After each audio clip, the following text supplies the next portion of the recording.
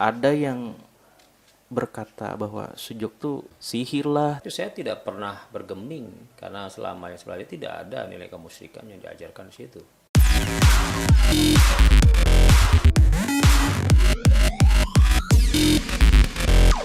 Assalamualaikum warahmatullahi wabarakatuh. Waalaikumsalam warahmatullahi wabarakatuh. Kembali lagi bersama saya Fahrul di Bincang Sujud. Alhamdulillah kita kedatangan tamu yang sangat luar biasa, yakni Pak Wartono. Apa kabar Pak? Alhamdulillah baik kabar. Gimana Fahrul? Alhamdulillah saya juga sehat. Gimana kegiatannya nih Pak? Kalau kegiatan memang kita rutin ya, setiap hari Sabtu, Minggu, Senin tuh waktu ada di Stay Al Hidayah Bogor. Ya, Nah karena memang sudah rutin, maka ya sebiasa seorang dosen ngajar dari pagi sampai sore. ya. Adapun keluarga ya semuanya sehat. Kegiatan Alhamdulillah. biasa mereka itu istri membangun keluarga, membina keluarga. Ya adalah yang lain, sedikit-sedikit bisnis.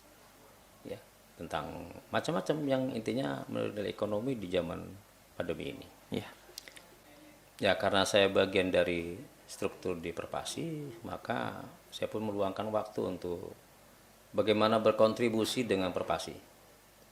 Karena ke depan Perpasi harus besar, betul betul. ya harus besar, harus memiliki kontribusi kepada bangsa ini. Karena kita udah belajar cukup lama.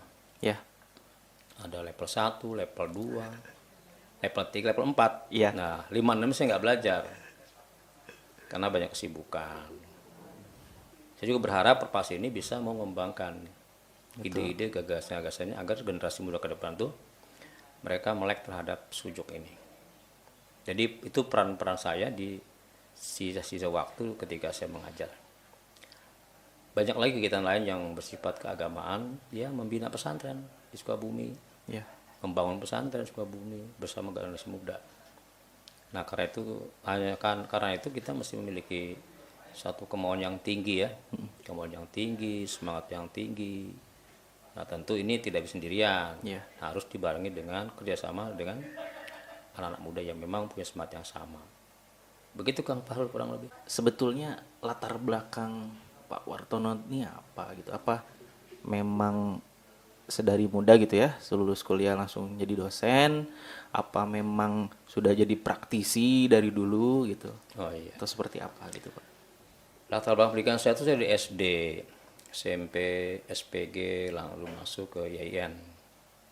Nah memang sejak muda saya tuh senangnya memang mengajar, membina generasi muda. Sering dengan waktu, ya saya mendapat ujian dalam rumah tangga itu istri saya kena penyakit asma yang qadarullah meninggal di waktunya. Itu saya berpikir berarti harus memiliki keterampilan kesehatan. Maka saya belajarlah mulai akupuntur, dasar akupuntur. Awalnya sih untuk keluarga lah ya. Ya, Untuk saya, keluarga, dan itu saya terapkan. Alhamdulillah dengan keahlian ini banyak yang termanfaatkan. Banyak yang ambil faedah, istri, orang tua, anak, ya hingga saat ini. Nah, beriringan dengan waktu tentunya saya juga melihat tantangan ke depan, perkembangan ke depan. Waktu itu ada istilah sujud itu. Saya belajar sujud akhirnya. Pertama mendengarkan, kedua coba ingin tahu. Dan akhirnya teruslah coba seperti apa proses pembelajarannya. Sehingga saya ikut level 1, level 3. Dan ternyata menarik sekali sujud ini. Satu Alhamdulillah. sistem pengobatan yang rileks, mudah diaplikasikan, tidak menyakitkan ya. Lain dengan akupuntur. ya, Refleksi apalagi sakit. Nah itu. Nah ini latar belakang ini seperti itu. Pendidikan terakhir saya itu di S3, usaha manajemen. Terus saya mengembangkan diri. Sekarang sudah enggak lagi. Sudah enggak lagi, sekarang lebih fokus membina lembaga-lembaga yang di bawah saya seperti yang baru ini saya pembina lembaga Sabilus Sunnah Nabawi. Yang kedua juga M4 Indonesia. Yang ketiga ya Hadis Indonesia. Yang keempat saya juga membina satu yayasan lembaga namanya Empati Peduli Umat. Dan Perpasi ini yang juga coba saya ingin bangun bersama dengan teman-teman Hingga saat ini. hingga saat ini. Kalau waktunya memang agak banyak lupa ya, maklum lah. Kalau jumlah anak saya banyak, jumlah anak saya itu ada 8, matinya 10, Sudah meninggal. udah meninggal 2. Target tadi 10. Targetnya Tapi 10. ya, kalau ngikutin peluang mah banyak peluangnya. Tapi dibatasi dengan usia. Nah, ini yang menjadi rem. Nah, hobi saya itu memang membaca, mengajar, motivasi. Seperti itu. Sampai hari ini ya senang baca, senang mengajar, senang diskusi. Itulah Kang Farul. Jadi dari latar belakang Bapak itu ya, penyebabnya karena almarhumah istri Bapak Iya. yang meninggal, jadi pemicu Pemicu untuk Bapak belajar belajar, kesehatan kesehatan. gitu ya. Karena memang mahal kesehatan itu ya. Betul. Kalau saja saya tidak siap-siap keahlian saya, maka apa yang terjadi? Saya traumatik sebelum istri masuk rumah sakit itu udah hampir setiap hari rumah sakit. Saya nggak bisa nangani. Iya. Waktu itu serahkan semua ke dokter. Tapi dokter tidak memberikan solusi yang real. Ya. Akhirnya saya berpisah, saya belajar sendiri. Alhamdulillah setelah saya belajar itu, muncullah tuh penyakit yang saya takut di anak saya. Alhamdulillah dengan izin Allah saya obati, sembuh sampai sekarang. Alhamdulillah. Alhamdulillah. Nah, apalagi sekarang ditambah dengan sujok ya. Ya. Jadi kalau saya ketika belajar sujok itu 2 tahun yang lalu, saya belajar di level yang rendah itu 22, saya diuji itu. Jadi saya panas dingin. Waktu itu saya ada tinggal di daerah Bogor, teman nggak ada, istri nggak ada, sehingga saya harus ngobati sendiri. Iya. Alhamdulillah dengan sujok, dengan koresponden itu panas dingin saya itu hilang. Hanya dengan apa itu namanya Prob. perut Kering. kering itu sendiri. Pulang dari sini anak sakit, istri sakit. Nah, alhamdulillah anak saya yang masih kecil, yang sekarang umur 1 tahun 8 bulan itu, ya saya beri aja warna hijau di setiap ujungnya, warna biru. Alhamdulillah panasnya turun. Dari anak yang kecil masuk lagi yang ketiga, 3. panas lagi, saya obati lagi. Sama Sembuh juga. Masuk lagi anak saya yang kedua, panas lagi, saya obati lagi, sembuh juga Allah. Berikutnya saat 4 itu berturut anak saya sudah sembuh, ke istri saya sakit, kena panas sesek, itu juga saya obati dengan koresponden warna di tangannya. Selesai itu anak saya yang pertama sakit lagi tenggorokannya, juga saya obati dengan sistem sujok koresponden. Alhamdulillah kepada Allah semuanya dengan wasilah ini Allah memberikan kesembuhan. Dan yang terakhir saya kena juga panas dingin, saya obati dengan susu, saya gabung dengan yang lain selama 10 jam hilang sampai hari ini. Alhamdulillah. Alhamdulillah ya Allah. Jadi harapan saya kepada generasi muda, ayo kita belajar tentang sujud ini. Betul. Ya, ini praktis, mudah dibawa kemana-mana.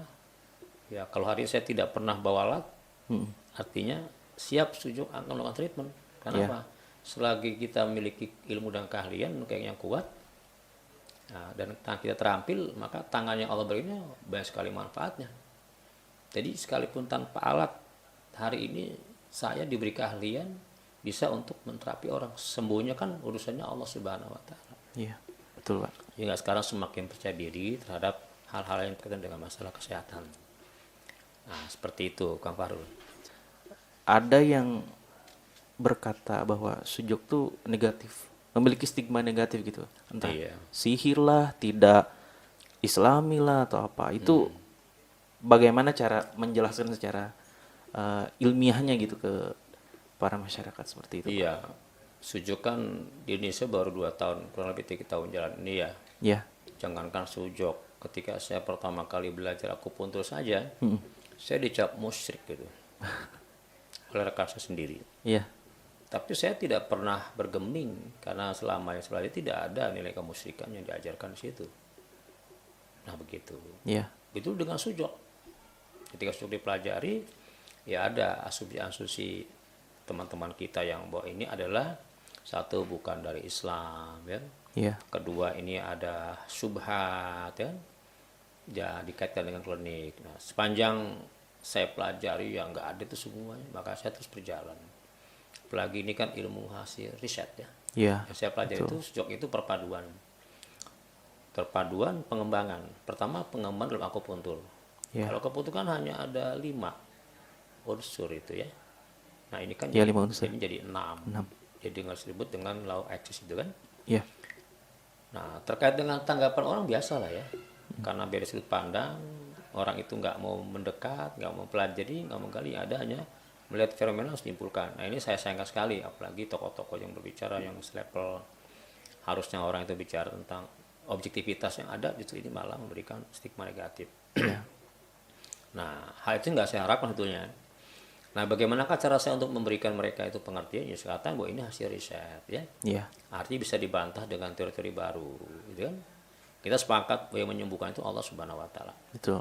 Nah, sujuk ini hanya treatment saja, seperti tusuk jarum juga treatment, bekam juga treatment ya, apalagi herbal juga treatment, semua itu treatment. Cuma memang ada treatment-treatment yang memang Islam telah memberikan satu kontribusi kepada umat Islam. Ini bukan berarti kita tidak boleh mengambil yang lain ya. Ya. Nah, ini perkara muamalah. Nah sepanjang ini perkara muamalah ya saya pikir kaidahnya jelas bahwa setiap muamalah itu hukumnya mubah sepanjang ada larangan. Nah begitu. Jadi sebaiknya kita ketika menilai sesuatu ini ya baiknya mengkaji dulu, mempelajari dulu ya. Betul. Mengkaji, mempelajari mendalam, baru kemudian memberikan penilaian. Nah hasilnya temuan itu sudah diskusikan. Nah kalau ini kita budayakan diskusi, dialog, itu saya pikir ya jadi berkah semuanya. Sehingga tugas kita itu adalah memberikan satu koreksi terhadap hal yang baru, sepanjang tidak bertentangan maka tidak mengapa. Nah ketika ada pertentangan, jelaskan di mana pertentangan, di bagian mana, sehingga masyarakat menjadi jelas, paham itu bagaimana solusinya. Ya. Nah ini barangkali yang tidak dilakukan oleh sebagian kecil dari teman-teman kita, yang mereka juga masya Allah seorang muslim yang baik ya. Ya. Ya kita berharap Allah memberikan dia petunjuk gitu, supaya kita bisa sinergi. Adapun bagaimana mengaplikasikan, tentu ini pun kalau kita ingin aplikasi tentang satu keterangan itu kan tidak semudah yang kita katakan. Iya, betul. Pertama kita punya ilmu. Nah ilmu ini kita yakini apa tidak? Nah kalau nggak diyakinkan, ya gimana mau aplikasi?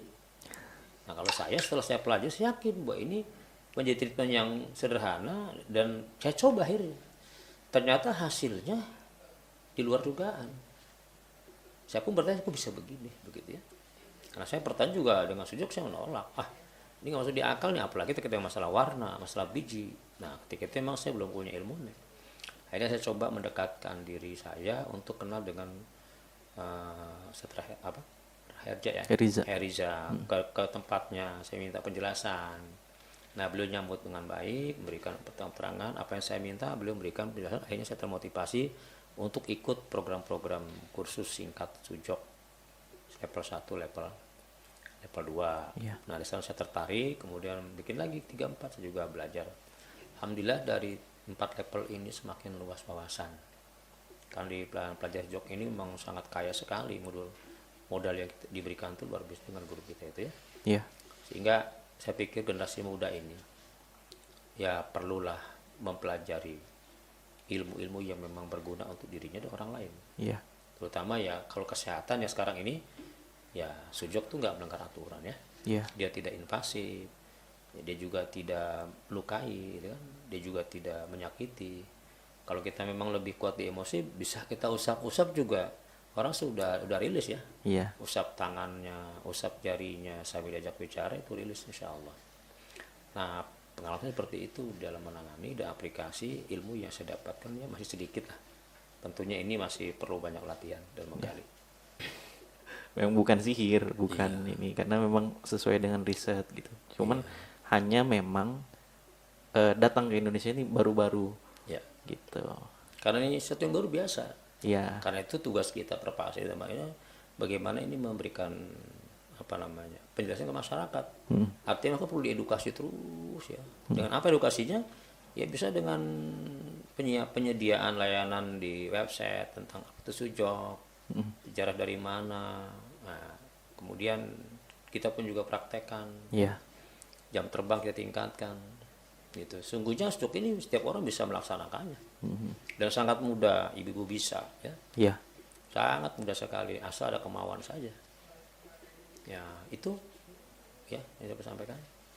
Beberapa kalangan ataupun semua kalangan ya Pak ya dapat bisa mengaplikasikan sujok ini ya Pak ya? Oh sangat bisa, karena saya juga lihat kasus ya ketika ada saya punya pasien anaknya terserang panas tinggi, kemudian nyesel. Iya, Malam itu beliau minta ditangani, sementara herbal yang saya kirim tidak bisa datang hari itu. iya, Jadi saya berikan treatment lewat foto yang saya kirim lewat WA iya, dengan berikan warna merah di daerah lehernya itu. Alhamdulillah dengan izin Allah panasnya reda, sakitnya hilang. Baru besok saya kirim herbalnya itu ya. Jadi kalau untuk praktek ya alhamdulillah ya. Praktek itu bagus sekali. Kemarin belum lama pun ada seorang teman juga yang memang dia sakit tidak bisa tidak bisa mengepal, lemah.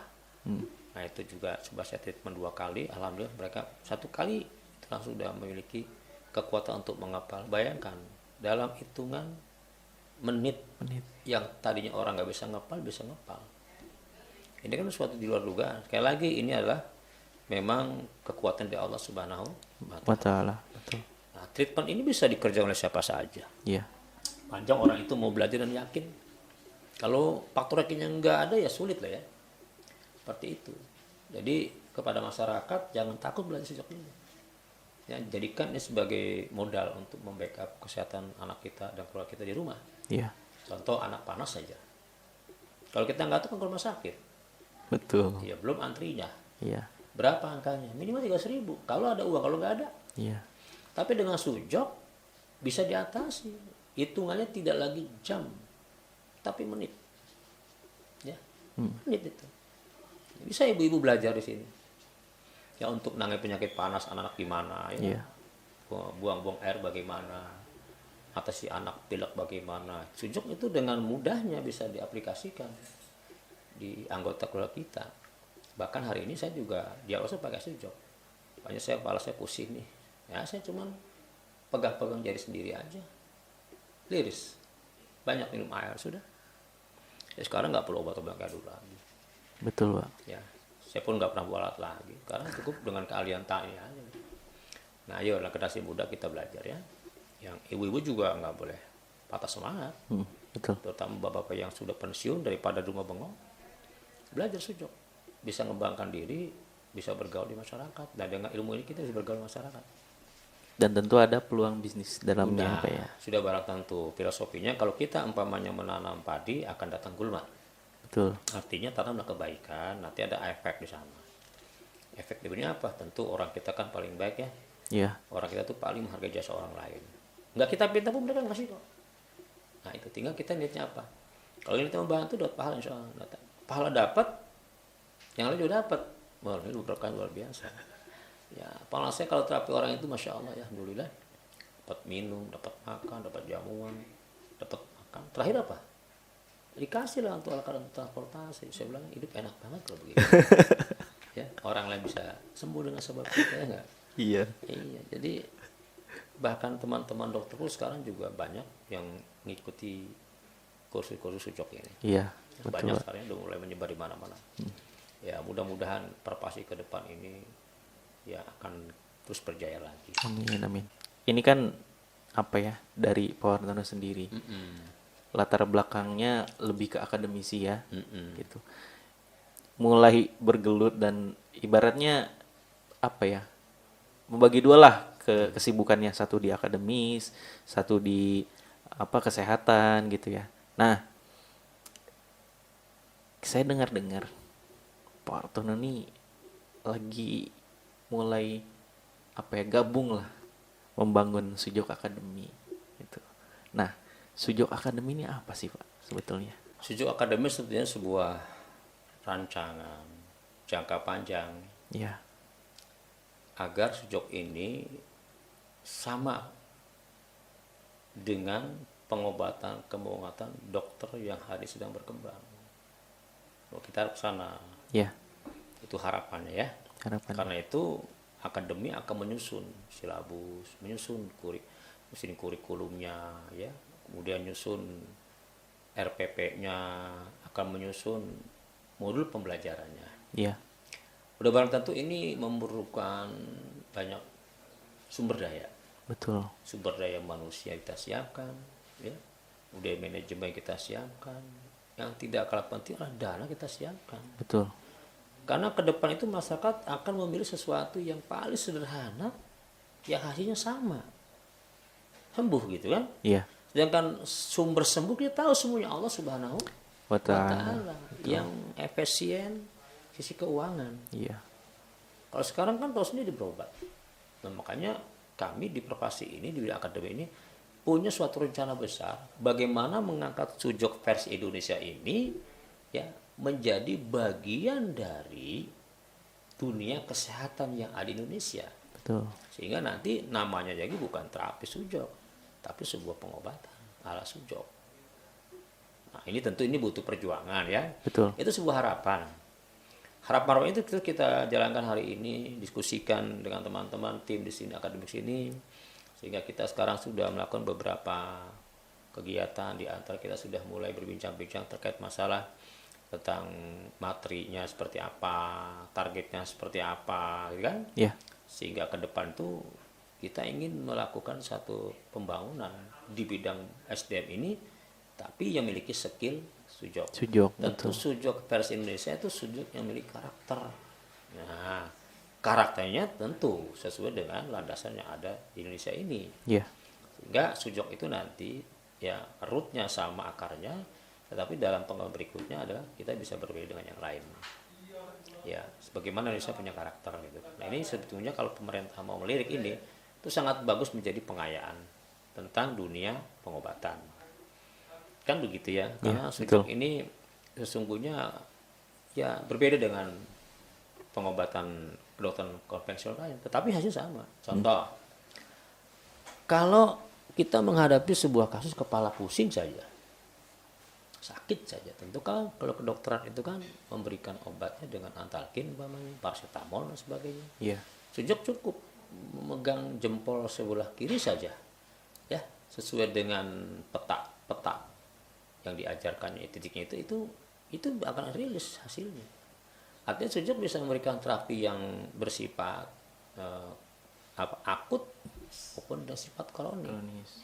Nah, bagaimana kalau ditambah dengan yang lain, nutrisinya sangat bagus sekali. Ya.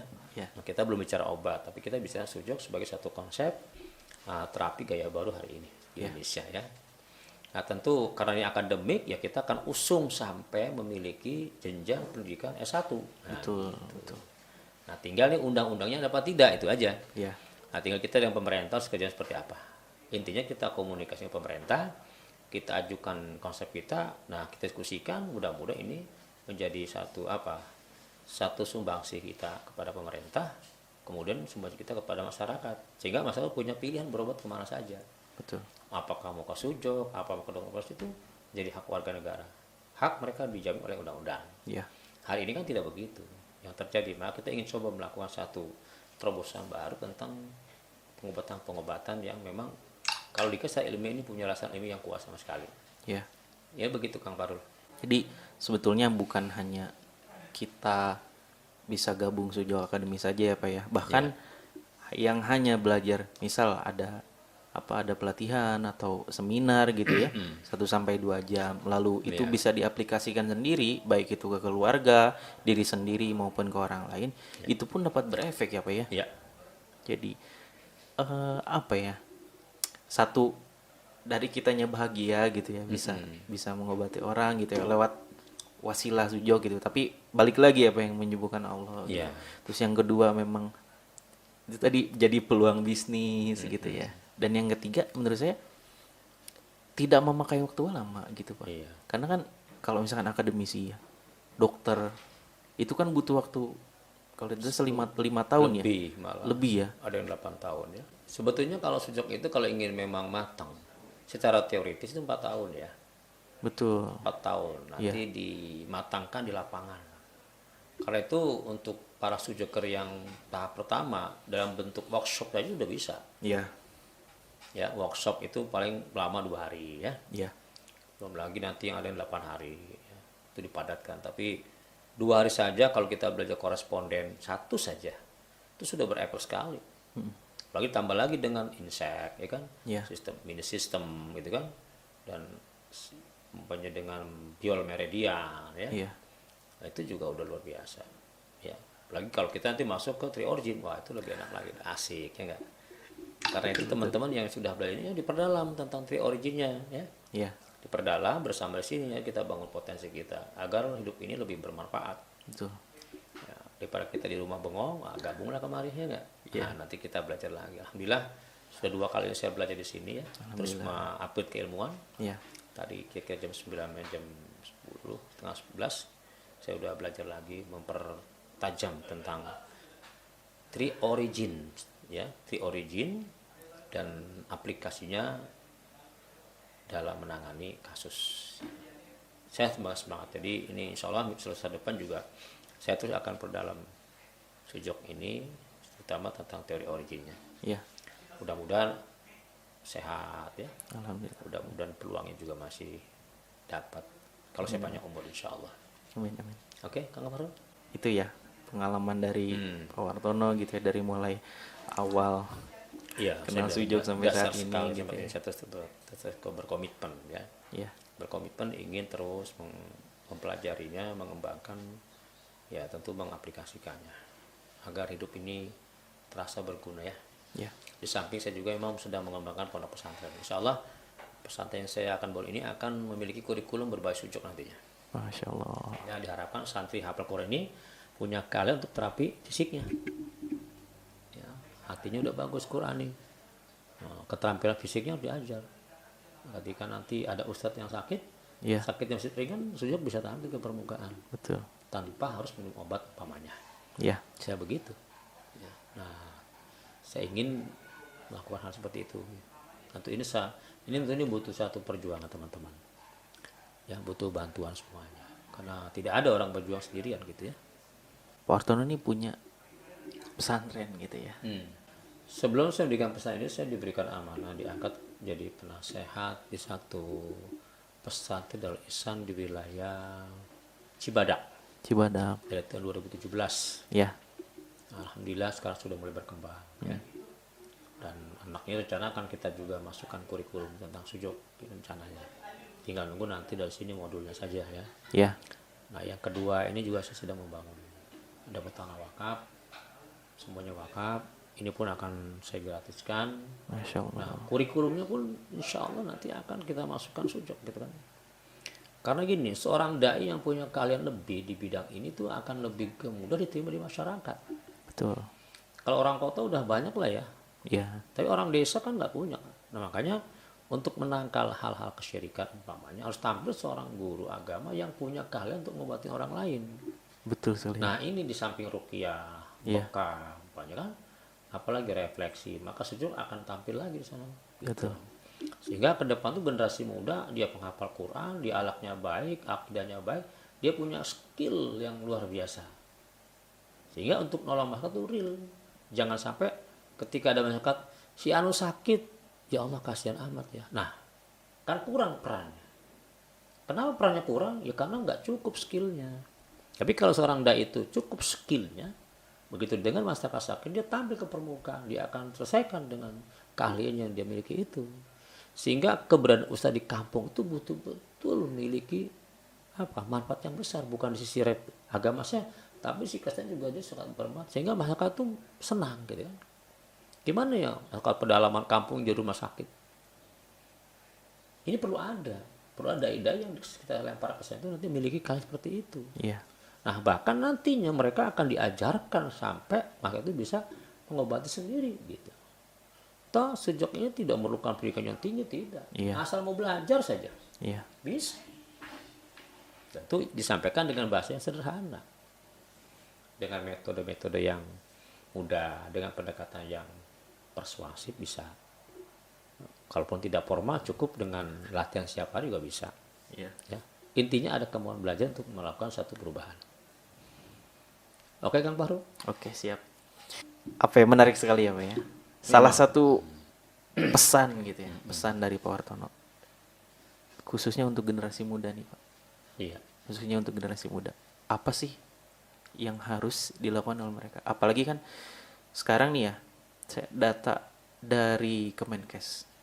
Saya baru lihat statement dari Kemenkes kemarin bahwa kita masih banyak stok dokter, sekitar ada 3.000 lagi. Nah itu ibaratnya apa ya, mendiskreditkan dokter takutnya gitu ya. Nah, apalagi kan kita tidak tahu ya ke depannya seperti apa gitu Pak. Pandemi masih berjalan, terus masih belum ada titik terangnya. Bisa jadi masih banyak nanti ke depannya korban yang berjatuhan gitu Pak dari sisi medis. Nah, balik lagi kan ke diri kita. Bagaimana cara kita menjaga diri sendiri, baik itu menjaga imunitas maupun emosional gitu ya Pak ya. Nah, sujok ini bisa dibilang tepat gitu untuk menjaga diri sendiri, baik itu emosional maupun imunitas. Nah, saran dari Bapak apa? Iya, ketika generasi muda ingin memiliki peran di dunia kesehatan, apapun tuh versinya, Ya, yang pertama harus berilmu. yang pertama berilmu. Iya, tentu ilmu yang di sini bisa ilmu agama maupun ilmu di luar agama. Ya, Imam Syafi'i berkata, ya, man kana yurid dunya fa'al ilmi. Barang siapa yang ingin perkara dunia maka cari dengan ilmunya. Begitu sebaliknya maklul akhirat fa'al ilmi. Begitu pula yang ingin perkara ayat maka ilmu. Jadi berubah itu dengan ilmu. Karena itu pesan saya kepada Indonesia, jangan berhenti belajar. Ya, setelah belajar dipahami, dihayati, baru diyakini, kemudian diaplikasikan. betul. Sehingga ke depan generasi muda ini akan berubah. Ya, berubah dari sisi pandangan, berubah dari sisi mindset, mental berubah, sikap berubah. Tidak salah barangkali kalau saya mendorong generasi muda, masyarakat umumnya, yuk belajar ke sujok. Nah, insya Allah nanti kita akan berikan berbagai macam cara ya. Ya, Kalau ingin tahu sujok ya tinggal buka saja websitenya. iya betul. Silakan di website itu akan ada namanya apa? Introduction, perkenalan-kenalannya enggak? Betul. Nah, bagaimana sujok, bagaimana sejarah sujok itu ada semuanya. Iya. Nah, barangkali masyarakat juga ingin beli buku sujok, sangat bisa. Tinggal pesan aja lewat websitenya kan sudah semuanya. Ya. Insya Allah teman-teman di sini juga akan berikan pelayanan yang terbaik. Yang kedua, barangkali ada masyarakat yang ingin berobat, gitu kan? Ya. Tapi nggak punya uang, gitu kan? Kan udah lama nih, bosen nih. Ya, insya Allah teman-teman sujoker sini akan memberikan bantuan. Dengan catatan, silahkan datang ke kantor Sujok Sujok Indonesia. Di mana alatnya Bang Syahrul? di Jalan Sirikandi 4 nomor 12. Nah, jadi Bogor Utara. Kita di Bogor ya, Pak ya? di Bogor Utara ya. Iya, Nah, betul. jadi di sini udah ada tempat untuk memberikan pelayanan gratis untuk masyarakat ya. Betul. Silakan berbondong datang, paling enggak kirimlah anak-anaknya untuk belajar di Perpasi ini. Betul. Ya, oke. Tapi jangan lupa Jangan lupa apa ya? menjaga protokol kesehatan. Oh iya, tentunya ya. Betul. Jaga cuci tangan, pakai masker, atur jarak. Betul. Yang penting lagi jaga pencernaan. Jangan sampai kosong. Ya Betul, nggak? betul, Pak. Nah, ini sumber ini dari lambung. Lambung. Itu yang paling penting. Kalau sudah ini dijaga dengan kokoh, ditopang dengan emas dan sebagainya, maka Allah berikan satu kekuatan tubuh kita meningkat antibody. Jadi kan Iya. antibody meningkat, maka ya insya Allah semuanya ini tidak berpengaruh pada kita. Betul. Nah, begitu Kang Fahrul ya. Siap. Menarik sekali nih. Nah, alhamdulillah bincang kali ini apa ya, sangat sangat menarik sekali Pak. Oh, Jadi iya. mulai dari latar belakang apa, dari akademis, mulai langsung ke kesehatan, banyak pengalaman dan saran untuk generasi muda juga gitu ya. Seperti saya Pak, masih muda gitu. Oh iya, Fahrul mesti belajar yang kokoh. Betul. Ke depan punya keluarga, sudah punya tanggung jawab. Bagaimana mengantisipasi istri sakit, anak sakit. Nah, Betul. kalau antum punya kekuatan tadi, kan mudah-mudah saja, ya nggak? Iya, betul. Nah, istri kita sakit, yang kita petakan. Sakit panas, kronis apa, bersifat akut. Yang serang organ mana, udah tinggal tiba kan mudah. Kasih warna apa, Pak? Kasih warna biru, selesai sudah. Ya. Nah, itulah ilmu ya kan. Jadi dengan ilmu itu kita bisa memetakan yang terkenal organ mana. Treatmentnya udah mudah. Nanti diajarkan semua itu. Yuk generasi muda belajar di sini ya. Siap. Supaya Anda menjadi orang-orang yang punya peran di masyarakat. Nah, dan ini menjadi wajib untuk kita. Karena perintah juga anfusakum wa'alaikum. Jaga dirimu dengan apa? Dengan ilmu ya. Dengan ilmu, dengan keterampilan, dengan iman tentunya ya. Ya. Untuk masuk jangan sampai neraka jahanam ya agama diperkuat, diaplikasikan. Untuk perkara dunia kesehatan ya diperkuat kehidupan kita dengan keahlian sujud diantaranya. Dan masih banyak lagi. Ini bukan berarti kita bincang sini anti terhadap herbal. Oh tidak ya. Tetap herbal sebagai nutrisinya, itu sebagai cinknya, ya kita dikonsumsi. Ya. Ada madu, habatus sauda, dan sebagainya. Sepanjang itu mendukung kesehatan kita. Jadi teman-teman sudah tuh sebetulnya lebih fleksibel ya. Nggak fanatik terhadap A, B, C, enggak. Karena memang kita dibangun dari dasar riset. Dan kita yakin yang menyembuhkan Allah Subhanahu wa ta'ala saja udah. Sekali lagi bahwa kita harus memiliki keyakinan kuat bahwa sip yang menyembuhkan adalah bukanlah sujoker. Betul. Tetapi Allah Subhanahu wa ta'ala. Ini hanya sebagai wasilah saja. Betul. Silakan orang mau milih yang mana? Mau pilih bekam, milih sujok, milih pasdu, refleksi, akupuntur, itu pilihan. Tapi kalau kita miliki semua tidak mengapa. Ya. Sebagai apa? Stakopah kekayaan di diri kita. Ya. Kapan kita mau pakai bekam? Ya. Ya. Kapan kita mau pakai pasdu? Kapan akupuntur? Nah, kalau kita semuanya perangkat kita miliki kan kita enak-enak aja. Ya. Contoh darah tinggi tepatnya apa nih? Kan gitu. Ya. Lihat kondisinya. Betul. Kalau kondisi kita nggak bawa apa, ya sujud kita tangan dengan sujud. Kan gitu. Tapi kalau kita di rumah ada bekam, ya bekam aja Bapak. Ya. Gitu kan. Jadi ini cukupkanlah diri kita dengan perangkat yang cukup baik. Betul. Supaya mudah untuk kita. Nah, kalau kita nggak cukup perangkatnya susah. Datang teman sakit, ya Allah kasihan amat. Hanya bisa begitu. Sementara si teman kita ini butuh langkah yang real. Segera saat itu. Ya. Ya. Ini kan harus kita antisipasi. Mungkin kita juga kena sakit. Mungkin. Apa yang kita kerjakan, kita lakukan untuk menghilangkan penyakit ini? Pertama ya berdoa, udah pasti. Kedua, gimana prosesnya? Nah itu. Ya, saya biasa sakit, saya tahu oh ini kelemahan di sini, saya terima sendiri. Kadang saya nggak pakai, tapi saya pakai ya pijit sendiri, ya. Udah selesai. Ya. Ya, begitu Kang Fahrul. Siap. Baik, terima kasih buat Pak Wartono. Sampai jumpa lagi, sukses terus, dan kita akan kembali lagi di Bincang Sujok selanjutnya. Assalamualaikum warahmatullahi wabarakatuh. Waalaikumsalam warahmatullahi wabarakatuh.